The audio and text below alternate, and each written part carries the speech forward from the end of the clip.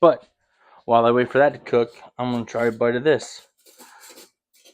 Just to see how, not necessarily awful it is, but to see what I was able to make out of it.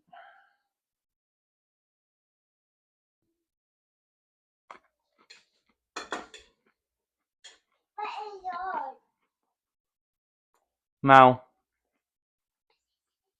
that's a lot better than eating it straight up. It's almost like a grits. If you've ever had grits.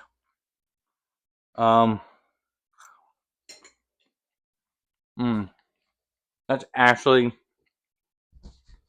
simplistically tasty. I can see why maybe.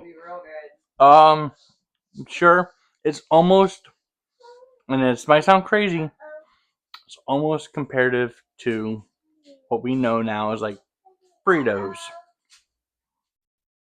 Not like a cornbread? No, it doesn't.